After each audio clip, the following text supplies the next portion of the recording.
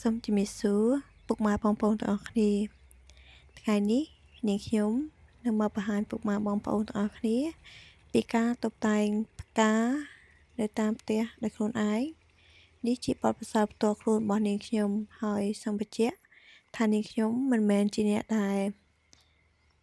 ចេះពីសាលាទេគឺជាបទពិសោធន៍ផ្ទាល់ខ្លួនជាការច្នៃប្រឌិតផ្ទាល់ខ្លួនអ្វីសំខាន់នៅក្នុងវីដេអូនេះគឺនាងខ្ញុំបង្ហាញដល់ពុកម៉ែបងប្អូនពីការច្នៃប្រឌិតការប្រើប្រាស់នៅប្រភេទផ្កាផ្សេងៗដែលនាងខ្ញុំដាំនៅក្នុងសួនដើម្បីយកទៅតុបតែងផ្កាទាំងអស់នោះនៅក្នុងផ្ទះហើយអ្វីសំខាន់គឺការរៀបចំលក្ខណៈសាមញ្ញហើយគំរូដែលនាងខ្ញុំបង្ហាញនៅក្នុងវីដេអូនេះមានរហូតដល់ទៅ4គំរូហើយសង្ឃឹមថាការចែកចាយនេះគឺជាគំនិតខ្លះៗដល់ពុកម៉ែបងប្អូនសម្រាប់អ្នកដែលគាត់ចង់រៀនតុបតែងផ្កាដោយខ្លួនឯងហើយក៏ដូចជាអ្នកដែលមានផ្កានៅក្នុងសួនគិតថាអាចយកផ្កាទាំងអស់នោះដើម្បីច្នៃប្រឌិតផ្ទាល់ខ្លួនហើយគំរូទាំងអស់នេះពុកម៉ែបងប្អូនមិនចាំបាច់ធ្វើតាមក៏បានដែរអាចមើលជាគំនិតខ្លះៗហើយអាចច្នៃប្រឌិតផ្ទាល់ខ្លួន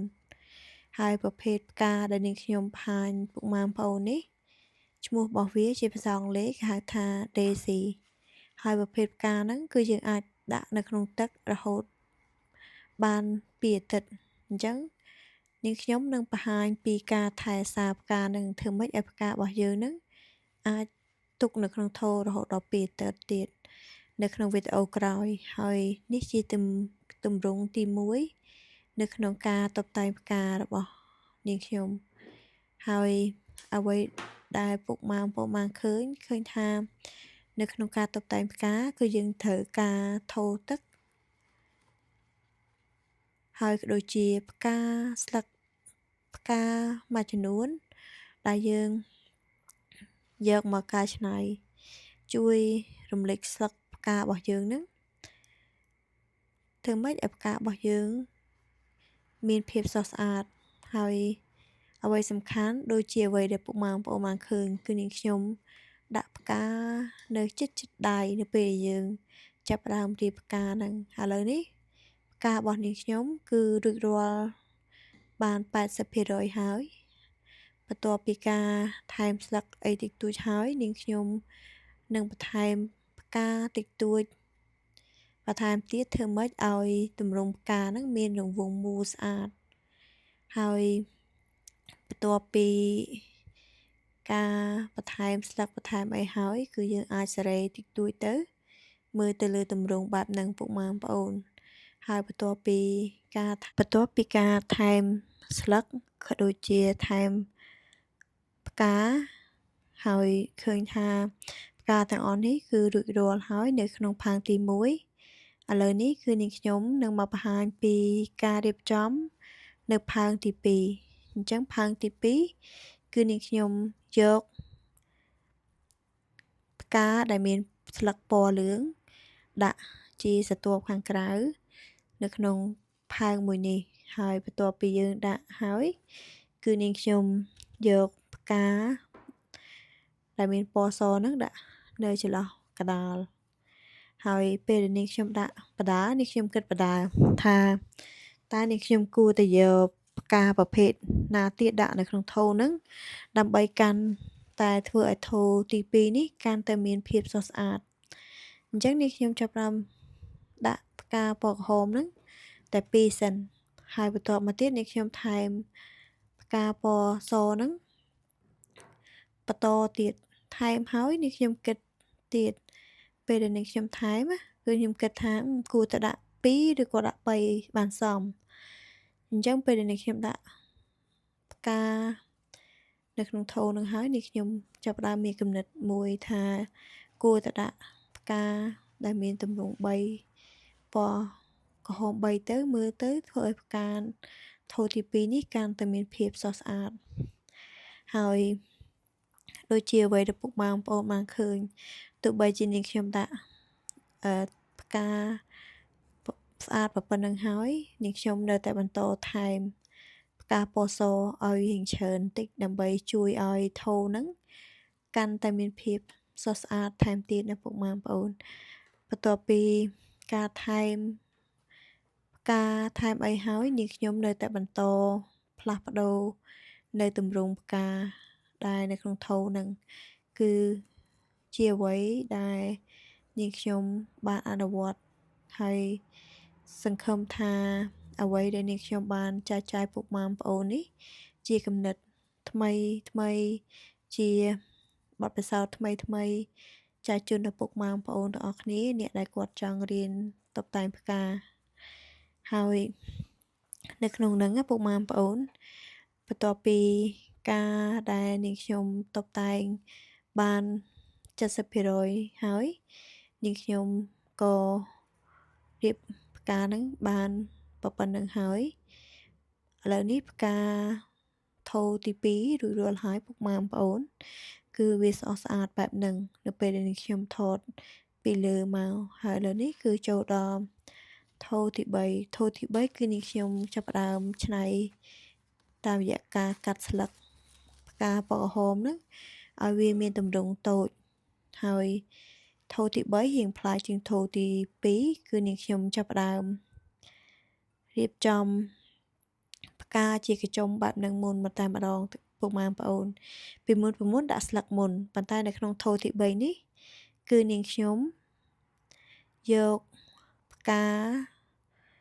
ទាំងអស់ដាក់ចូលទៅក្នុងថូទឹកហើយដូចជាអ្វីដែលពុកម៉ែបងប្អូនបានឃើញការរៀបចំផ្កាពេលខ្លះយើងឃើញថាថូនីមួយវាមានលក្ខណៈប្លែកគ្នាបើសិនជាយើងចង់រៀបឲ្យដូចគ្នាក៏មានបញ្ហាដែរប៉ុន្តែបើសិនជាអ្វីដែលនាងខ្ញុំចង់ផ្ដោតចែកជូនពុកម៉ែបងប្អូននៅក្នុងវីដេអូនេះគឺការច្នៃប្រឌិតផ្ការបស់យើងឲ្យមានទម្រង់ខុសគ្នាអញ្ចឹងនៅក្នុងនេះនាងខ្ញុំចែកចាយរហូតដល់4ទម្រង់នេះជាទម្រង់ទី3ដែលនាងខ្ញុំរៀបចំនៅក្នុងសួនហើយប្រជារៀបចំនៅក្នុងផ្ទះរបស់នាងខ្ញុំនៅក្នុងថូនេះនាងខ្ញុំដាក់តែផ្កាពណ៌ក្រហមតែ2ទេប៉ុន្តែឃើញថាពេលដែលនាងខ្ញុំដាក់ហ្នឹងគឺធ្វើឲ្យថូហ្នឹងកាន់តែមានភាពស្រស់ស្អាតម្យ៉ាងដែរពុកម៉ែបងប្អូនថូទី1យើងដាក់3បានសមប៉ុន្តែថូនេះដាក់ទៅ2ក៏សមដែរហើយបន្ទាប់ពីការដាក់ហើយក៏នាងខ្ញុំចាប់ផ្ដើមកាត់ស្លឹកអញ្ចឹងការដាក់ស្លឹកតូចបែបនេះវាជួយរំលេចថូរបស់យើងឲ្យមានលក្ខណៈប្លែកម្យ៉ាងពីថូទី1និងថូទី2ដែរពុកម៉ែបងប្អូនហើយអ្វីដែលនាងខ្ញុំចង់បង្ហាញថាសម្រាប់នៅប្រទេសអូស្ត្រាលីការទិញផ្កានៅផ្សារគឺយើងចំណាយចាប់ពី$15ទៅដល់$100ទៅលើប្រភេទផ្កាដែលយើងទិញអញ្ចឹងនាងខ្ញុំតែងតែចូលចិត្តចំណាយពេលធ្វើអ្វីដែលល្អដូចជាចំណាយពេលរៀនពីអ្វីដែលល្អហើយការដែលរៀនហ្នឹងវាមិនចាំបាច់តែយើងទៅរៀននៅសាលាទេពុកម៉ែបងប្អូនសូម្បីតែការតុបតែងនៅតាមផ្ទះរបស់ខ្លួនយើងអត់ចាំបាច់គិតច្រើនដូចជាអ្នកដែលគាត់លក់ផ្កានៅផ្សារទេយើងតុបតែងផ្កានៅតាមផ្ទះគឺយើងតម្រូវចិត្តខ្លួនឯងអញ្ចឹងសំខាន់នៅពេលដែលយើងរៀបផ្កាគឺយើងធ្វើម៉េចឲ្យយើងសប្បាយចិត្តទៅនឹងអ្វីដែលយើងធ្វើគឺបានហើយនៅក្នុងវីដេអូនេះអ្វីដែលនាងខ្ញុំបានបង្ហាញពុកម៉ែបងប្អូនគ្រាន់តែជាបទពិសោធន៍ខ្លះដែលនាងខ្ញុំបានធ្វើនៅក្នុងផ្ទះរបស់នាងខ្ញុំហើយឃើញដូចជាអ្វីដែលពុកម៉ែបងប្អូនបានឃើញនាងខ្ញុំបានដាក់ស្លឹកផ្សេងគ្នាទម្រង់ផ្សេងគ្នាហើយខ្ញុំជឿជាក់ថាមនុស្សម្នាក់យើងមានគំនិតច្នៃប្រឌិតខុសគ្នាការស្រឡាញ់ខុសគ្នាចំណង់ចំណូលចិត្តខុសគ្នាហើយអ្វីដែលនាងខ្ញុំបានចំណាយពេលក្នុងការរៀបផ្កាយកផ្កាហ្នឹងមកតុបតែងនៅក្នុងផ្ទះ អ្វីសំខាន់គឺវាជួយឲ្យនាងខ្ញុំមានអារម្មណ៍រីករាយ ហើយរៀននូវអ្វីថ្មីៗផងដែរពុកម៉ែបងប្អូន ហើយពេលវេលាដែលនាងខ្ញុំមាន គឺនាងខ្ញុំយកពេលទាំងនោះដើម្បីចំណាយពេលជាមួយធម្មជាតិ ចំណាយពេលជាមួយនឹងការយកចំណេះដឹងល្អៗមកដាក់ក្នុងខ្លួន នាងខ្ញុំអត់មានពេលដើម្បីនិយាយពីអ្នកដទៃទេ ប៉ុន្តែមានពេលវេលាដើម្បីចំណាយពេលរៀន ដូចជាការតុបតែងនៅក្នុងផ្ទះ ហើយនេះជាផ្កាថូទី 3 រួចរាល់ហើយពុកម៉ែបងប្អូន ឥឡូវនេះគឺជាថូទី 4 នៅក្នុងថូទី 4 នេះនាងខ្ញុំអត់បង្ហាញពីទម្រង់ 100% ទេ ដោយសារនៅក្នុងថូនេះនាងខ្ញុំមានរុក្ខជាតិដាំនៅក្នុងទឹកខ្លះៗ ហើយយើងតុបតែងទៅលើ